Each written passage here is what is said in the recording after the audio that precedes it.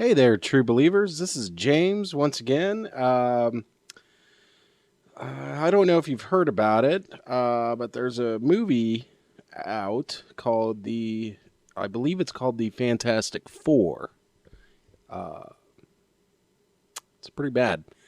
Joining me tonight is Reggie from Reggie's Take. How's it going, Reggie? All right. Did you see Fantastic Four? The personal side of me would like to say no.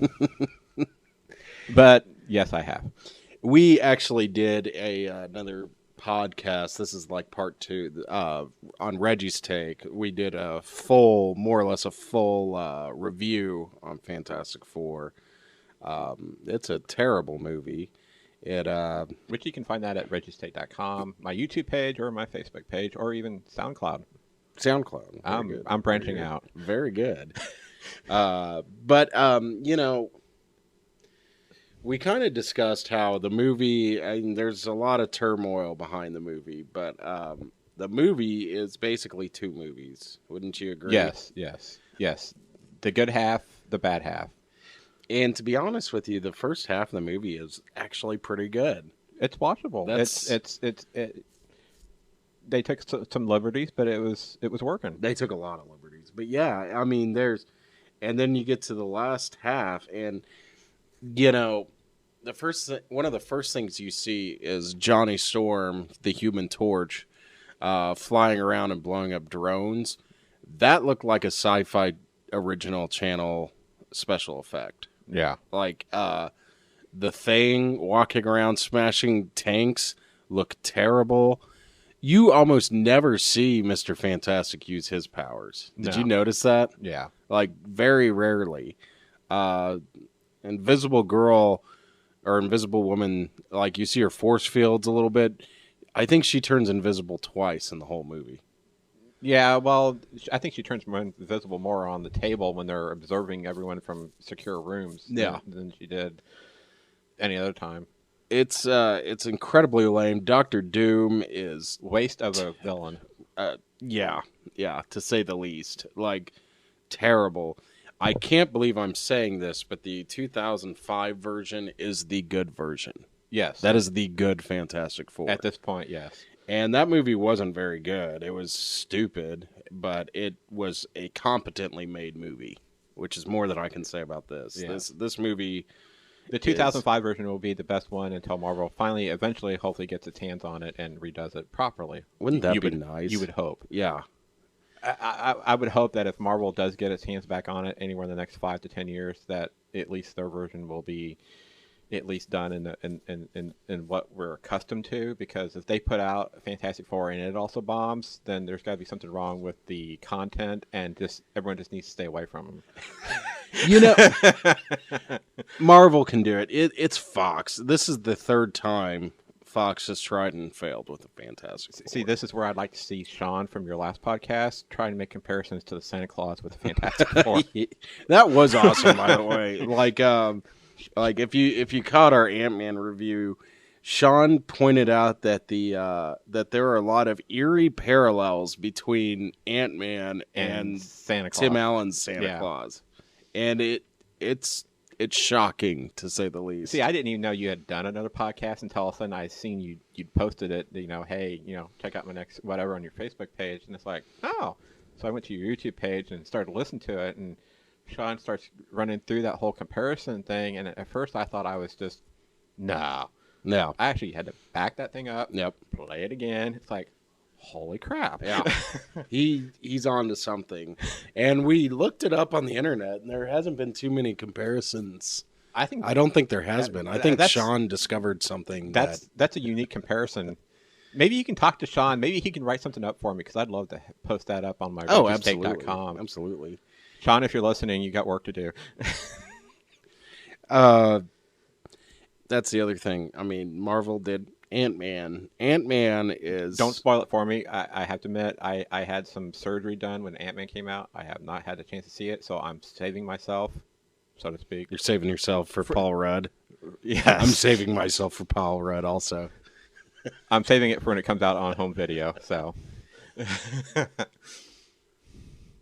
I bet you could still catch it in theaters. Oh, I'm if probably you- sure I could catch it at a cheap theater, but I just rather Yeah. watch it on my surround sound at home. So. Speaking of which, there's still, Ant-Man is still playing. Did you know last week was the last week of Fantastic Four playing in theaters? Or maybe this week is. I wouldn't think the way it's been doing, at least domestically, I don't think it'd be playing anymore. Yeah.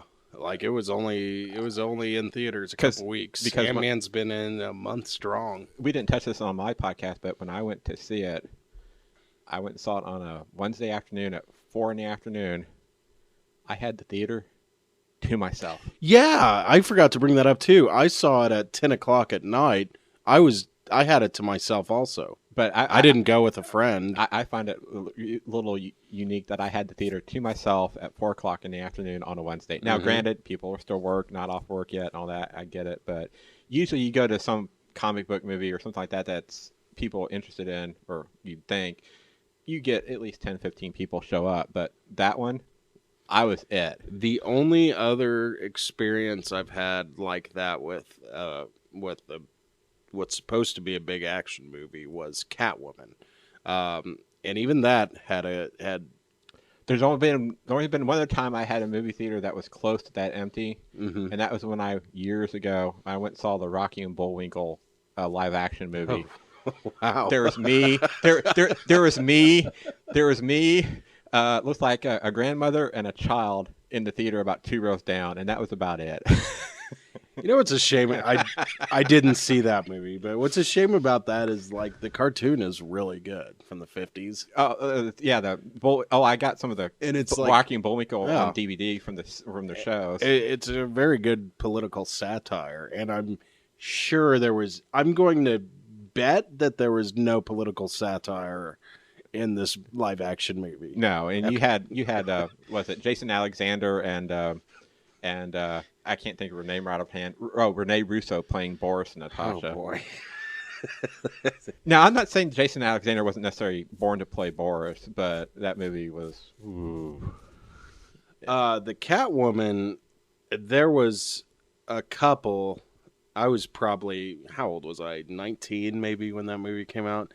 There was a couple in there behind me and my friend. Like we went in there like 10 minutes late, and we knew we always had a theory that this young couple was in there solely to like Make out or have sex in an empty theater, and then here comes two like idiots rooting it for them. Honey, zip up. I'm pretty sure by the end of it they were laughing with us. So, like whatever. Yeah, fantastic. And another thing I noticed, that was a 10 o'clock showing. Keep in mind, previews are what, 15 minutes? The previews I found in front of Fantastic Four were more entertaining than the movie itself. Well, when I got out of the theater and I stayed through the credits. I didn't stay through the credits. Please tell me there was nothing at the end of the credits. No. I didn't. I was more or less live messaging my friend on how much I hated that movie because I was there by myself. So that's why I stayed for the whole thing. But it wasn't even 12 o'clock. So that movie may not even be 90 minutes long. What I also found funny, I'm the only one in the theater. I get up to leave out of my seat to leave the theater, and there's 5 people there waiting to go clean the theater. Oh, jeez. I'm thinking to myself, you don't need to. The only thing I had was a soda. It's like I didn't. I brought it spill with me. Like, So- I cleaned up after myself. It's You like, guys, don't. just a bit of overkill. They were probably like, "Yes, we got the Fantastic Four shift. Yes. We don't have to do shit." Yeah, it's a phenomenally bad movie. I think that this movie should be a lesson to studios, to directors, and to fans that this stuff is not guaranteed. The superhero stuff. Fantastic Four should be in some college professor's course this coming fall or spring of how not to edit or make a movie. Yeah. I mean, it is horrendous. Like, it is so jarring. The only movie that I've only seen two action movies or two superhero movies that have a shift like that, and neither of them are this bad. Wolverine, X-Men Origins Wolverine. When Wolverine jumps out of the waterfall naked, the movie's done at that point. Like that's like after the first 20 minutes, it's like all downhill from there. And Spider-Man 3, which, isn't a very it's a pretty messed up movie. But even though like for most of Spider-Man 3, it's like not great, but it's okay. Like it's it's got some stuff. And then the jazz scene happens, and then like the whole movie just goes. Do you remember that? Yes, but my issues with Spider-Man 3 was I didn't think we needed Sandman and Venom. No, one would have been fine. And I was really wanting to see because, and I think we may have talked about this once before. I don't know if it was on a podcast or just in general, but for the way they ended Spider-Man 2, I was expecting something completely different going into Spider-Man 3 because I was expecting to see more of Harry being like the main villain, yeah. And you could have used either Venom or Sandman as the extra one if you really had to have two villains. With Sandman, kept it classic. If you had to have a second villain, but we did not need to have Harry trying to take out Peter. Plus, you had Venom. Plus, you had the Sandman. black suit. And all this. It's just. There's so many storylines going on in Spider-Man 3, and none of them are connected at all. It tried too hard. That is a movie where I've never seen so many storylines that just do not connect. Right. Like that. I mean, it is that's a weird movie too. That's another movie where that is actually the first, at least, Spider-Man movie. Which, of course, with the Amazing Spider-Man movies, this became tradition almost, where Sony basically takes over and messes it up. Sam Raimi did not want Venom. No, he did not want Venom. He wanted to keep the classics. That was the studio saying, you must put Venom in there. Yeah, because Venom is insanely popular. I like Venom. I'm going to come out and say I think he's an overrated character. I don't think he's one of Spider-Man's best villains. I don't think he's one of Marvel's best villains. And I think if you'd have put Harry as the main villain for Spider-Man 3, I think that would give him those three Spider-Man movies more of a type of connectivity, full circle connectivity, because then you would have had Harry by the end of the first one upset with Spider-Man because you think Spider-Man killed his father when he really didn't. That's what the first two movies were building up. And I compare Spider-Man 3 to the letdown I had in Iron Man 3 that we've talked about before, but the Iron Man 3 thing is less of an issue really than the Spider-Man 3 thing. That is really, I think Iron Man 3 was brilliant. But yeah, it is odd how like they spend Iron Man 1 building up the Mandarin. Yeah. Like, and it's only comic book fans would get it. And you have to listen to it to really get it. If you're just a regular moviegoer, you wouldn't get it. But that is really funny. And then in the third one, he's just an actor. I felt so cheated in that respect. Yeah. And I know we've talked about this before, but Ben Kingsley, he just looked like he was scary. He was this scary. Is gonna be one big badass. He was scary. He's just a drunken actor. He was scary. I felt cheated the first time, and then when I saw it the second time, I thought it was brilliant. Like, my opinion changed. I'm gonna put Iron Man 3. Honestly, I think out of all the Marvel MCU movies, it's in the top tier. I think it's one of the best ones. I also thought the first time I thought, oh shit, they're gonna kill Pepper Potts off. That's what I thought too. But then all of a sudden she comes up out of nowhere and saves the day. And also, they're gonna kill Happy Hogan now. No. And also, they're gonna kill Jarvis now. No. That's funny how they killed Jarvis again. And I'm using air quotes, kill Jarvis again on Avengers. It's like, okay, guys, you can't keep killing Jarvis. Like, but what were we talking about? Oh yeah, Fantastic Four. Flop. I mean, 4. So bad. I think of as bad as that editing was, and as bad as the Well, tone, none of them have like a the most like the they most, don't have much of a family connection. and Like, and the most really well defined character out of that movie was Reed Richards, because they spent so much time on him as a kid trying to build this thing, and that's the only really character you got to know anything of in any detail whatsoever, and other than other than Dr. Franklin Storm, who, and by the way, I do want to point out the cast was great.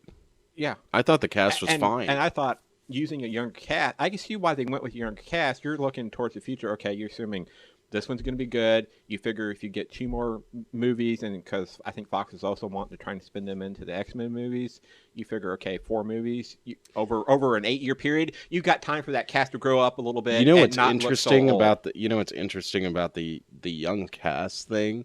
The girl who played Invisible Woman, she is in her 30s. She's older than Jessica Alba was.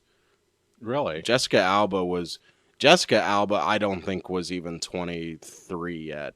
Like, she was Still young. very, very young. But Jessica Alba was playing an older version of the Invisible Woman. Like, and actually, I think, the guy who played Human Torch might be the same age that Chris Evans was when he played Human Torch. Michael B. Jordan. Yeah. You see, he's going to be coming out playing the son of Apollo Creed. Yeah. It's just called Creed, but that's a whole nother. Yeah. I liked the guy who played Ben Grimm also. Well, of course, the guy who played Dr. Storm, even though that character was more or less made up, I thought that was it worked. A great character. He was kind of the center. He's kind of the reality to those guys, and trying to keep them based in reality. Well, and then in the second half of the movie, he's just killed off, and then they're like, "Oh, Dad's dead. Let's go to this dimension and kill Dr. Doom." Well, and they wasted. And doesn't he just fall in a pit? Like, isn't that it? Well, no, they between he just falls down and it's over. Yeah, well, between the Human Torch and Sue Storm, they kind of force him into that one thing that kind of you assume that kills him, but still, in 20 minutes you have Dr. Doom appear, and then he's gone. Yeah, and a waste of a great villain. Yeah, I don't know. To me, you should have found some other way to have another villain and save Dr. Doom appearance in a quote sequel for what they end up doing with him. If they had to, I kind of think they had to fire that director because he was so crazy. But if they had to fire him, they should have, I don't know, like extend the release date or something. Well, they said as it is now. So Fox is going to probably take at least a $60 million hit on that movie. Man, that's rough. That Josh Trank will never work again. Well, not for Fox. I don't think he'll ever direct again. Period. Remember how long it took Joel Schumacher to get his career back? And Joel Schumacher had a good resume before Batman. Right. This guy has done Chronicle, and that's about it. Yeah. And, not only is this movie bad, but unlike Joel Schumacher,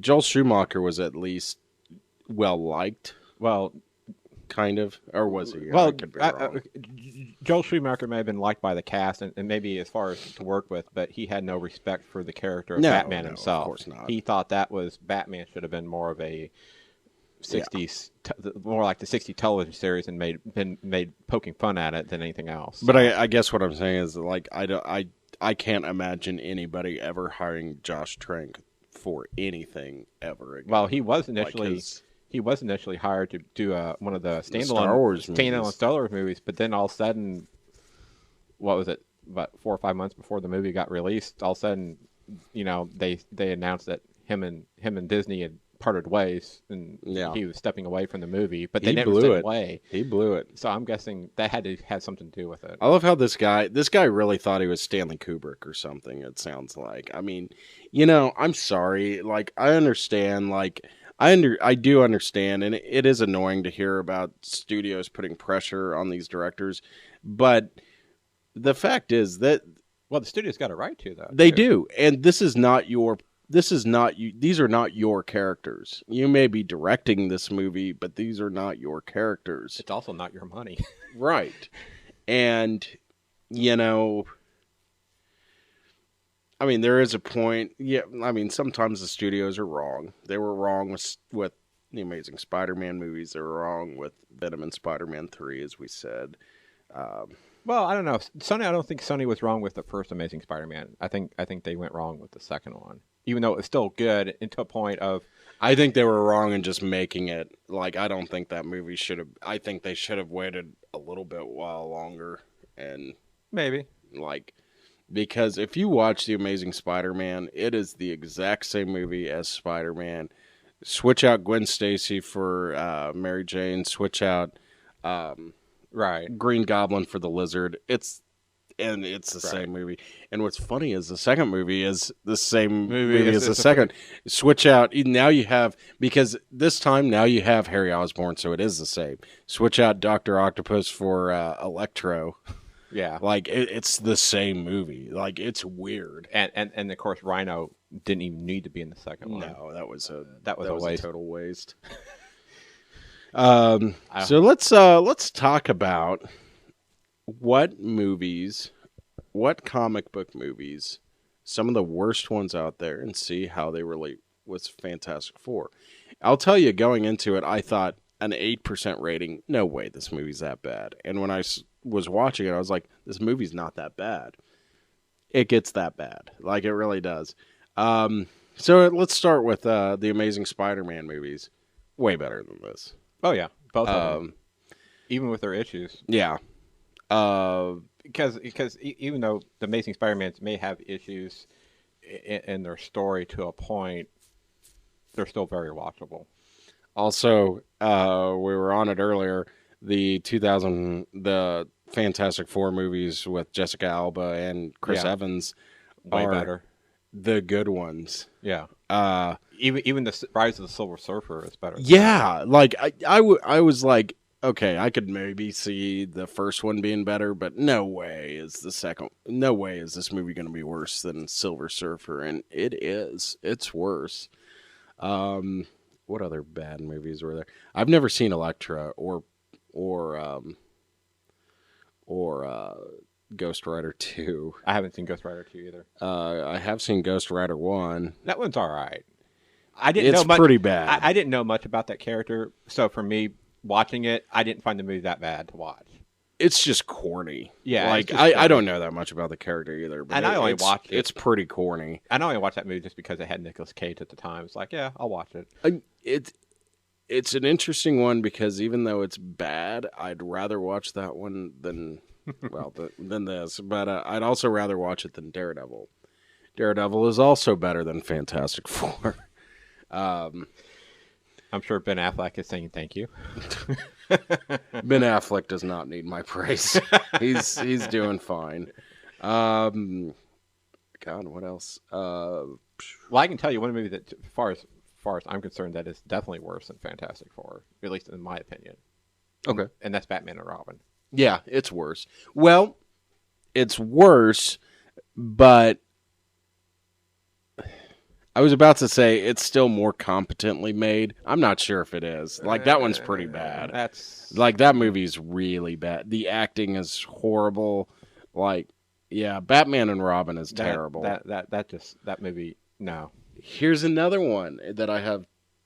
I'm not sure where to rank this. Wolverine.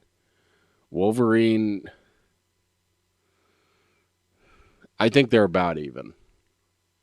Wolverine was pretty bad. It's interesting because the first. What about Green Lantern?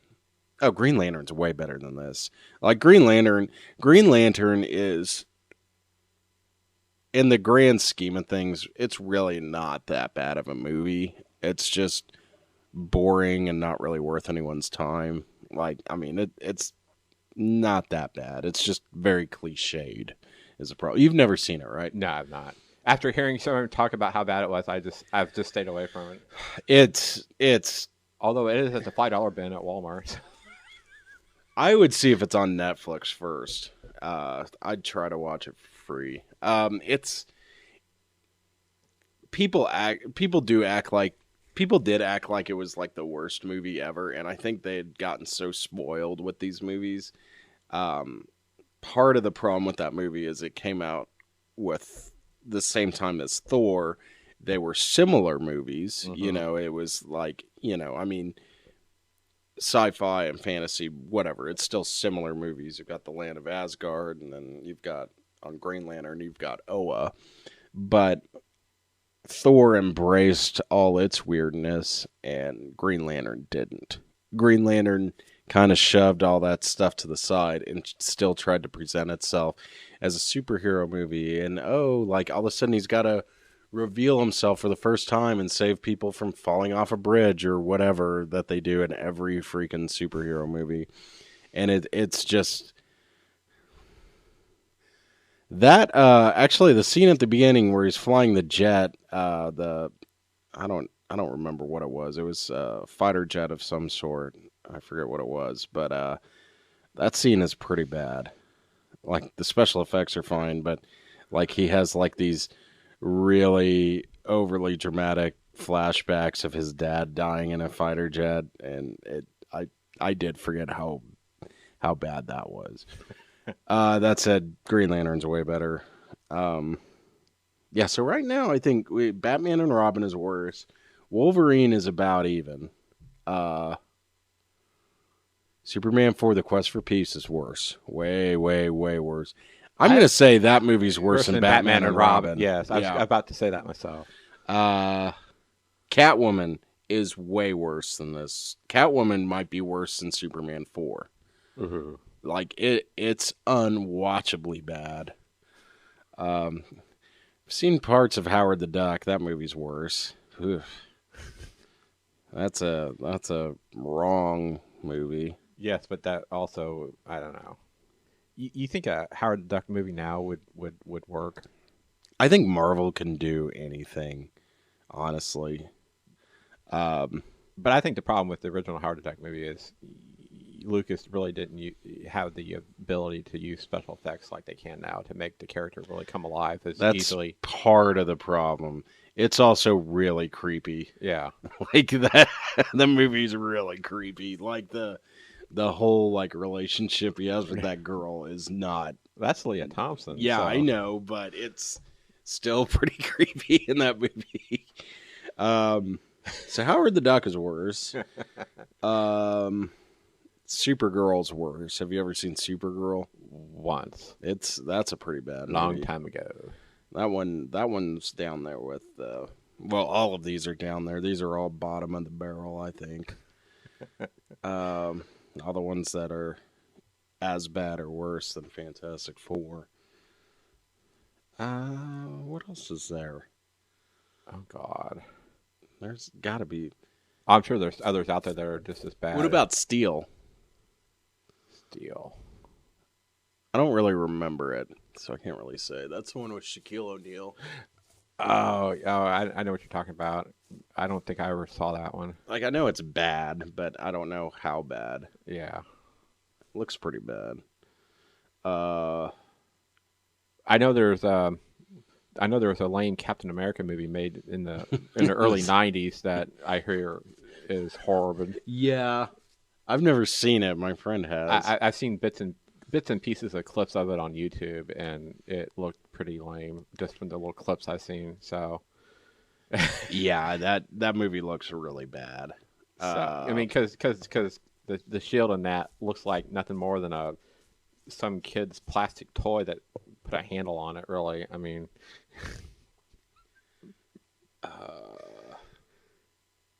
gosh, there's got to be more. I don't know, man. Fantastic Four was really bad. Well, there you have it. We could name a few that are worse. There's probably a lot more there's probably a lot from the night. Oh, Spirit. Spirit is worse than Fantastic Four. Way worse than Fantastic Four. Have you ever seen that? That was Frank Miller's directorial debut. No. And it has Samuel Jackson and Scarlett Johansson. And in one of the weirdest scenes ever, Samuel Jackson is like, for some reason, I guess he's stating his plan, and he's dressed up as a Nazi in front of a picture of Adolf Hitler. And it's like, you guys know Samuel Jackson's black, right? Like, like this doesn't even make sense. Like, maybe that's the joke. I don't know. That movie's really bad. Who knows? There's all these like bald, like retarded acting guys that Samuel Jackson keeps cloning for some reason. Mm-hmm. Like, that is a horrendously bad movie. That one is worse than Fantastic Four. The Spirit. You might want to watch it sometime. Like, it's pretty bad. God, what else is there? that one's bad. That one, Catwoman's still the reigning king of the bad ones, but that one's getting pretty close to Catwoman. What about Last Action Hero? I saw that movie in theaters when I was like 9, and I liked it. I've never seen it again, so I couldn't tell you. But what do you think of that movie? Is it pretty bad? Well, it's been long enough since I've seen it. I don't know. Maybe it definitely was not one of Schwarzenegger's best movies. No. I don't know.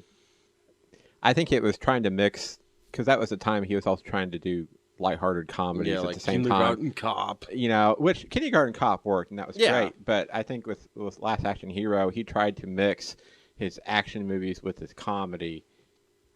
It just didn't work. I mean, there's only one really set of action movies that really kind of pulled a little bit of comedy off with the action, and those were some of the Lethal Weapon movies. Yeah. But you know, you get those kind of dynamics once in a blue moon. So.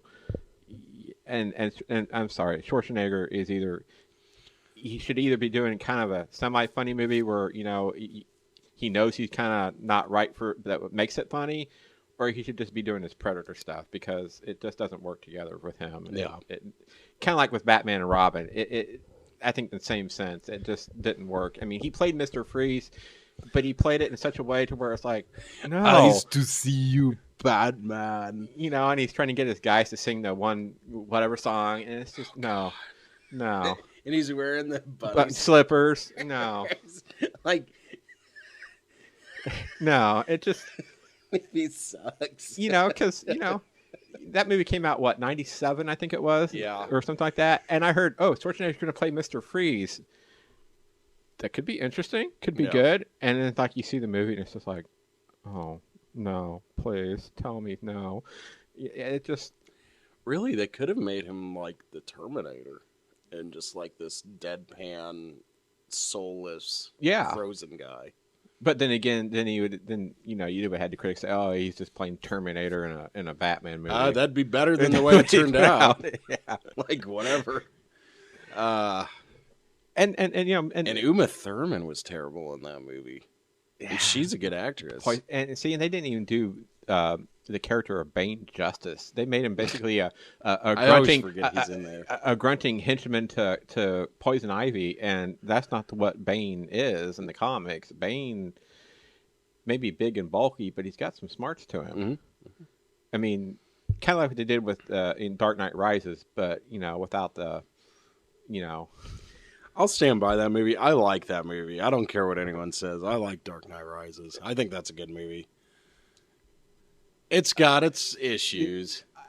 I like it, but at the same time, I don't know. I mean, I'd rather watch the first two any day of the week. Right. It's like, I think I would compare it to Return of the Jedi. Yeah. For Star Wars. I mean, I liked it, and I liked the fact that they kind of pulled some of the storyline that kind of resembles a little bit of the Nightfall series, which is kind of cool. Mm-hmm. But at the same sense, I don't know. I don't know. I'm still kind of torn about how they ended it in a certain sense. Yeah, I am too. I mean, I think is he alive? Is he dead? I mean, to me, either. Well, and I love how Catwoman, all she does is shoot Bane, and that's the end. And then you're like, yeah, like if Batman would just kill people, none of this would have happened. So his one rule actually screwed Gotham over. Like if he would have just shot Bane. I guess my whole issue with that movie is he flies out the nuclear bomb. You see it explode. Oh, that was cheap. Well, that's not even my issue with it. My issue, I guess, is showing him at the restaurant overseas where Alfred supposedly sees him, whatever. That's where it's like, okay, did he really die? Did he not die?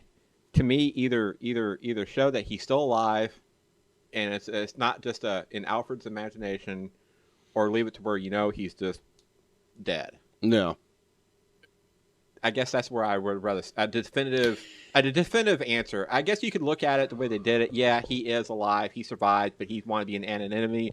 But to me, it kind of left me. I never looked at it that way. Maybe he did die in that explosion, and that is just Alfred living off his fantasy of that's Bruce Wayne and Catwoman getting together or whatever. Because he talks about he does that earlier. Because he talks about whatever.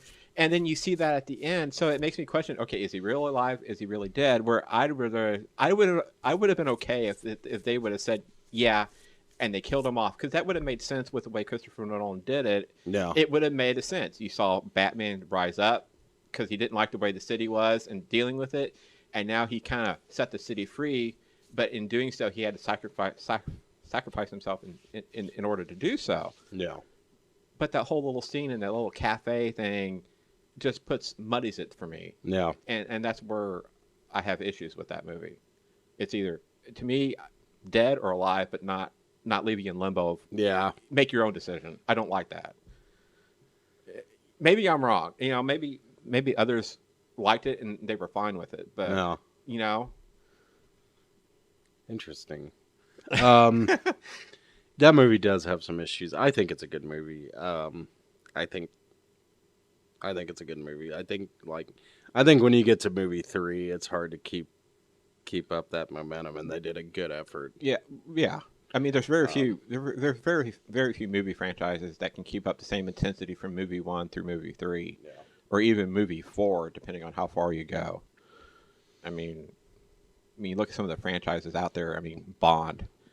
It's got its good ones. It's got its bad ones. Mm-hmm. Star Wars. It's got its good ones. It's got its bad ones. Harry Potter.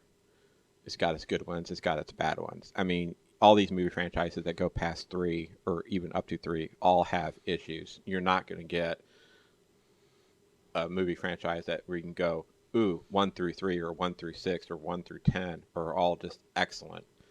Because if that's the case, someone's going to be going, what the hell are you doing to make that happen? Yeah. Because you're just not going to find it. No. So let's. So as it turns out, there are a couple movies worse than Fantastic Four. What we're gonna do now, we're gonna go look at, read the pages of Fantastic Four. This is issue 11, 1963. Fantastic Four meet the Impossible Man. The Impossible Man is a complete ripoff of the classic Superman villain, Mr. McZiddleplick, or whatever his name is. Oh, yeah. He's a very, very obvious ripoff of that. Like, he's like this cartoony-looking guy. Well, didn't DC and Marvel pretty much try to rip each other off all the time? All the time. Usually they did, like, a better job of hiding it than this time, but I still like this character. There was a joke actually about this character in one of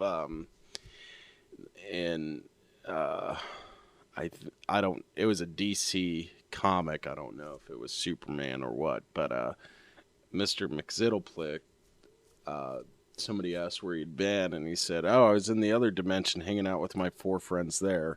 So that was like a jab for saying that he's the same guy, which is pretty funny. But before we read mail, this issue is always very interesting to me because the Fantastic Four in the comic actually stop to. They don't read the fan mail out loud, but they more or less gloss over it. Fantastic Four it's a weird comic. Stan Lee and Jack Kirby were weird. But, so let's see. I'm going to start off. Let's see. What page? Okay, so we're going to start off with Willie Lumpkin is the mailman. He was played by Stan Lee in the Fantastic Four movies. Speaking of which, Stan Lee did not have a cameo. I think Stan Lee could tell that this was going to be a smelly turd from a mile away. Or did he do the cameo, but it got cut? Well, they do say Stan in that movie. Human Torch was like, it said something like, "Hey, how's it going, Stan?" And no one's there. So I wonder if Stan Lee did that, and but then was like, it got cut. Get me the hell out of this movie. Like, who knows? He could have done it and it just got cut, and yeah. Well, let's see. Okay, so we meet Willie Lumpkin. He's got a bunch of mail, and the thing comes by. What you griping about, Lumpy? I'm on page 3. What you griping about there, Lumpy? It ain't so heavy. And Lumpkin says, "My, could we use you in the post office department, Mr. Thing? By the way, Mr. Richards, are you looking to hire any new members for your group? I haven't exactly got any superpowers, but I can wiggle my ears real good." And Reed's like, "Nope, get out of here, you stupid old man." And then they go, and Sue Storm becomes invisible for some reason. In these early issues, that's about all she does is become invisible. So here they are on page 4, unloading the mail. Minutes later, after reaching their skyscraper suite headquarters via their private high-speed elevator, the colorful foursome settled down to do some serious reading. Ain't these fans got anything better to do than write 1,000,000 letters? You're not fooling anybody, Thing. You enjoy this mail as much as we do. And Human Torch says, "Hey, dig this. There's a chick in Fresno who wants to know if I'm going steady. Says she wants to be my flame. Boy, how corny can you get?" Well, Stan Lee can get pretty corny there, Johnny. Let's see. So then the things. "Well, what do you know? Here's a package addressed to me. Maybe I got a secret admirer. Open it, Ben. Let's see what it is." And oh, crap. It's from the Yancey Street Gang.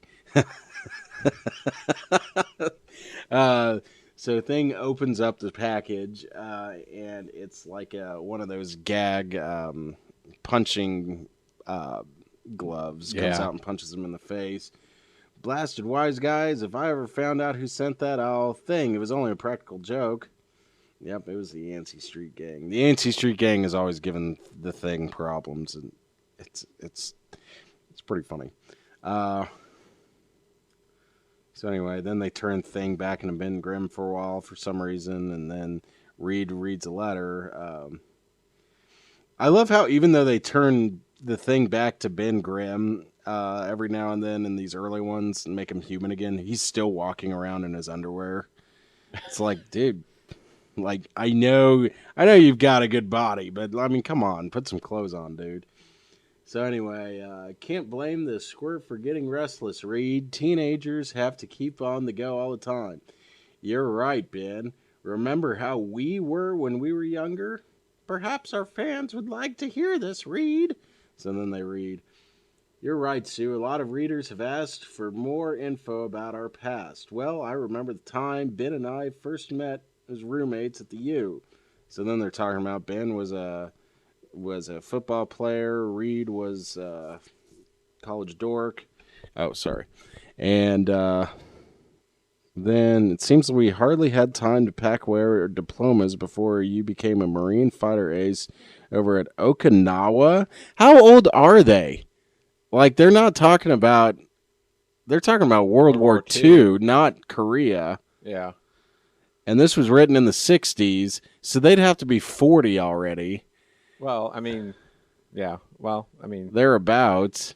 I mean, U.S. has always kept the base on Okinawa ever since World War II. So I mean, I guess. But he wouldn't have been fighting there in Korea.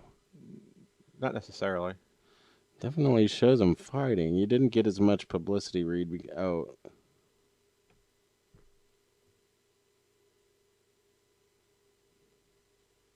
Yeah. Gosh, that's weird. I don't think Stan really thought that through when he wrote it. Yeah, but you have to remember the target audience probably would never pick up on it. I think, yeah, you're right. So, I mean, as an adult, yeah, you pick up on things that. So let's see. So then they go. Oh, but here's my favorite part. So I'm gonna kind of skip through all this, but my favorite is Sue Storm starts crying like she always does in these old ones, and they're like, Sue, what are you talking about? What do you mean? I hadn't wanted to mention it, Reed, but I've gotten some letters lately, some disturbing letters. You can't believe it. Let us see 'em, Sue. There, a number of readers have said. I, I love how they're not even calling them fans anymore. Stanley's just flat out calling them readers now. A number of readers have said that I don't contribute enough to you. You'd be better off without me, and perhaps they're right. A lot of the fan mail does say that. Anyway, she's not exaggerating, Ben. Look, I never expected anything like this. Well, it's time to set the record straight here and now. Take it easy, pal. The kids don't mean any harm. They just don't understand. And then this is where Stan really gets on his soapbox. Maybe this will help them understand. And he's next to a bust of Abraham Lincoln. See this bust of Abe Lincoln? Remember his famous remark about his mother, the time he said that all that he was and that he ever hoped for he owed to her. Lincoln's mother was the most important person in the world to him, but she didn't help him fight the Civil War. She split rails for him. She didn't battle with his enemies. In fact, if we printed Lincoln's life in our mag, some wise guy will probably write and ask why we don't leave his mother out of the story, because she doesn't do enough. And while we're on the subject of doing enough, remember when Stu... And then he goes on about how that one time Sue did something. Here's the thing, like I love Stan getting on his soapbox about that, because Sue Storm really, in these early ones, pretty much turns invisible and cries, and that's about it. And now he's like guilting, and these readers, yes, they do probably write nasty thing about dames or whatever, but Stan Lee like guilting everyone. It's like, all right, do something about it, dude.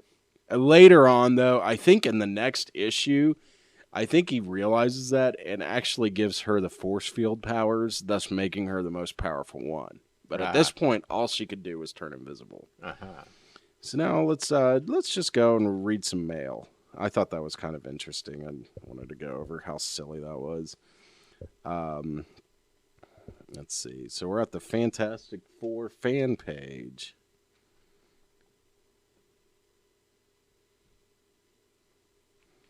First one. Do you mind telling us who wrote the story for FF number 8?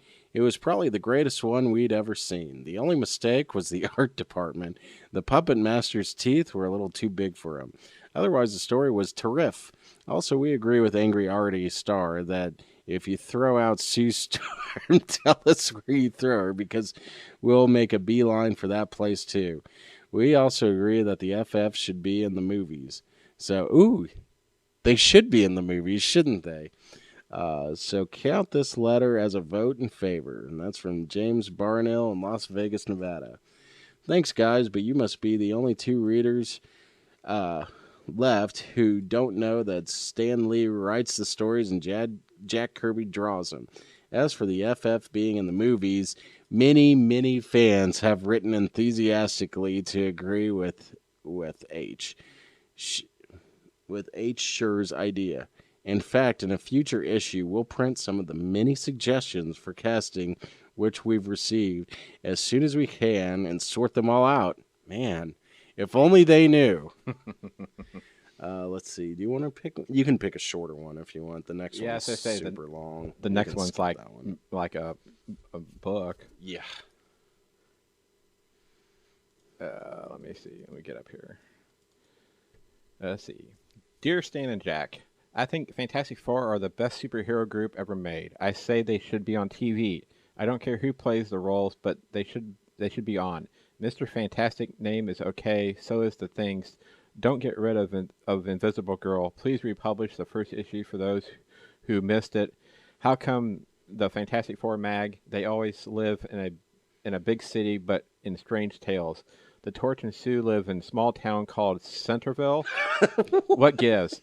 Anyway, you have easily the best comic mag ever printed. By the way, how long can the Torch keep its flame on? Have the thing changed to Ben Grimm more often? And thanks for a great mag. Billy Rentz, Hillsboro, Illinois. Let's quickly answer, Billy. Let's letter point by point. Thanks. So do we. Okay, we won't. Maybe someday they don't all live in the skyscraper.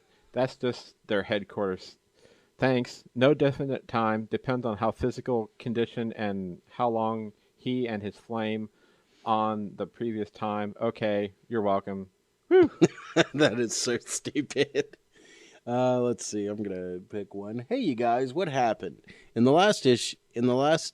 Hey, excuse me. Hey, you guys, what happened? The last issue I have is number 5, and now I picked up number 8. This proves that the FF is the greatest. What?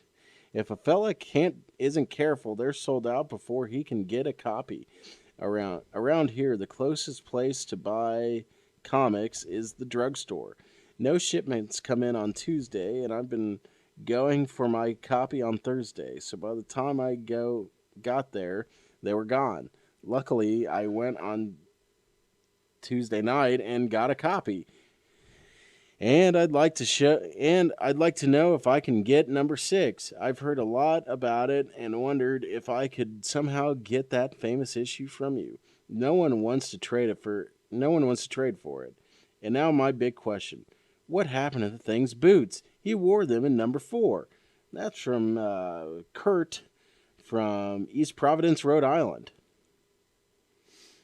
Sorry, Kurt, as we mentioned in a previous issue, we have no back numbers for sale, but perhaps one of our other readers will notice your letter and come to your rescue. As for the thing's boots, it looks as though he just got tired of wearing them. He probably figured out that when a guy looks the way he does, no one will notice whether he's barefoot or not. And then you can pick whichever one. Dear Stan and Jack, how old are Mr. Fantastic, The Thing, Invisible Girl, and Human Torch? My cousins and I play Fantastic Four all the time. Betty Dilly, Indianapolis, Indiana. Mr. Fantastic and Ben Grimm are both in their late 30s, having graduated college when they were very young. Sue Storm is in her 20s, and Johnny was just 17.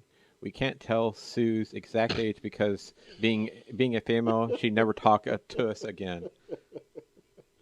I just love how he's like, quit being sexist, and then he does it later. That's so funny. Shut up, Stan. Let's see. Dear Stan and Jack, I think that the FF is the best comic mag ever to hit the newsstands. I like the Torch because of its weird powers. And besides that, my name is Johnny Storm. What? No, it's... You liar. The FF has a personality all of its own and is different from the other crime fighters.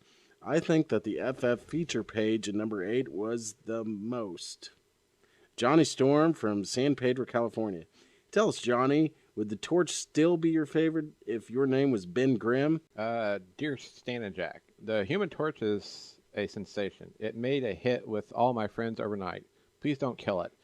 We are getting a bunch of signatures ready to send in to save the Torch also. David Lancaster, president of Save the Torch Drive, Fort Worth, Texas. Huh? Who said anything about killing the Torch? We're all for saving the Torch, but tell us, Dave, save him from what? All right. Well, that wraps it up for this ish. Hope you enjoy our new expanded 2-page fans section. And remember, next issue, the FF come face to face with the Hulk in a story which we will feel will be considered a comic classic for years to come. See you then. Ay, ay, ay.